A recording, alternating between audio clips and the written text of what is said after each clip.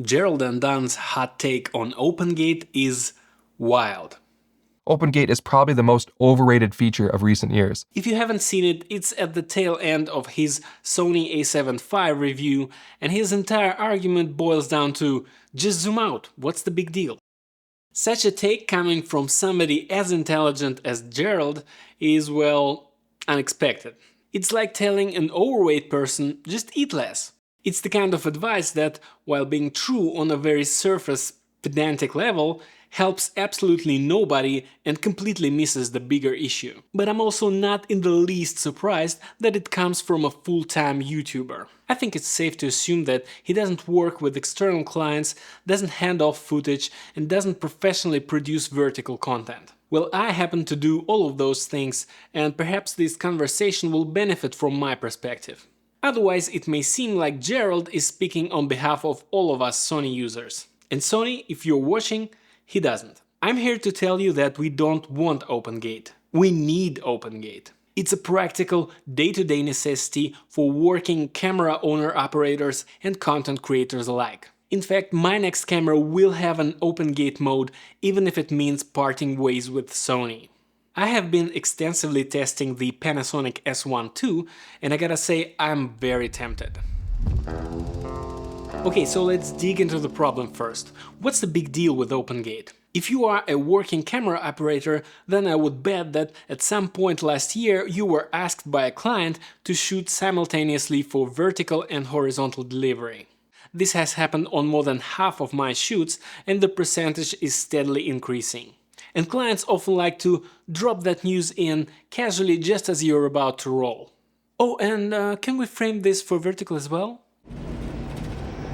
And I get it, they want to repurpose that same footage for vertical formats such as shorts, TikToks, Reels, what have you. But what they don't realize is that it's virtually impossible to frame a 16:9 shot for vertical without one or the other suffering massively.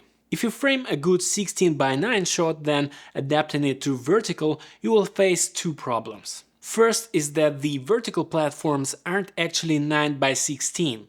They will crop the sides of your vertical video to fit the taller aspect ratio of modern smartphones. The iPhone, for example, is closer to 2:1 than 9:16. So in effect, you are cropping out a very narrow sliver of your 16:9 frame. And if you want your talent to fit into that narrow frame, you will need to make them smaller. The second issue is that you have all kinds of UI crap on the top and bottom of the frame. So the important part of your frame, the talking head most likely, will have to be somewhere just above the center of the screen, which requires you to leave massive headroom, much more than you would leave for a classic 16:9 framing. And so if you would try to frame your 16:9 frame in such a way that it would look good in a vertical crop, you would end up with something like this. And if I have to explain to you why this frame is bad, you might be in the wrong profession, my friend. Never mind that the mic and lights are in the frame, I could move them. The real issue is that I, the talent, am now too small for the frame. I'm no longer the hero of this shot, I'm just the part of environment. And this is essentially what we get if we follow Gerald's just zoom out advice.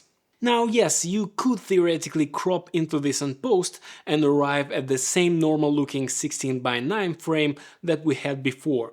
But that's irrelevant because you would never ever do this in real life with a real client if you are in the actual business of video production. Handing off footage like that is shooting yourself in the foot because you can bet that the client will forget or mess something up and will just use your footage as is. I've been in this business for years, and I can tell you that if you are handing off footage, prepare to see the worst version of your work being posted. I mean, it wasn't that long ago when clients actually posted log footage, just assuming that that is what it should look like. So as a working cameraman, it's in your best interest to get it right in camera.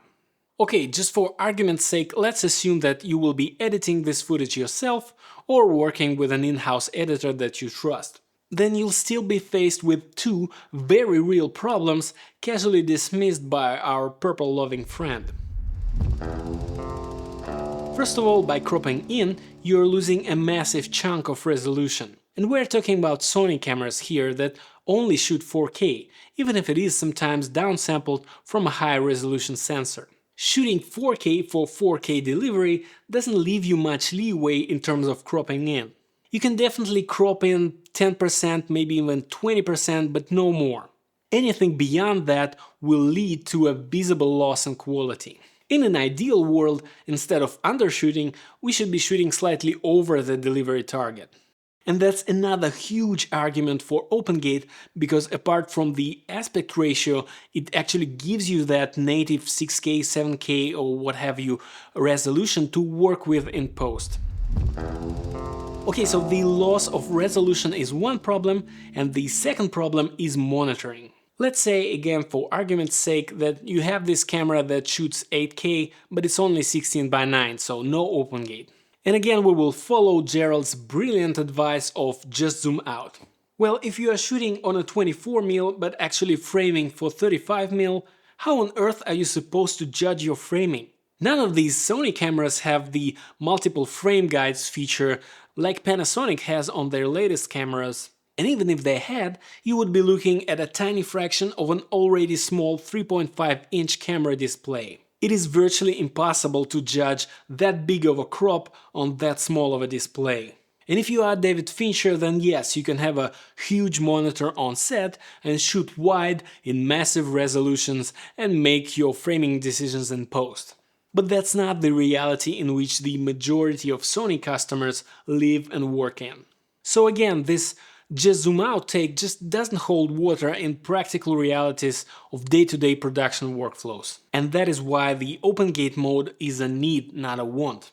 Because shooting simultaneously for multiple delivery aspect ratios is a practical day-to-day necessity, and it's not going anywhere. In fact, I would prefer to have a full-frame camera with a 4x3 sensor, or even a square sensor like in iPhone's selfie camera. But that's a topic for another time. I gotta get out of here, but before I leave, here's an actual practical solution that I use to adapt a normal looking 16:9 frame for vertical.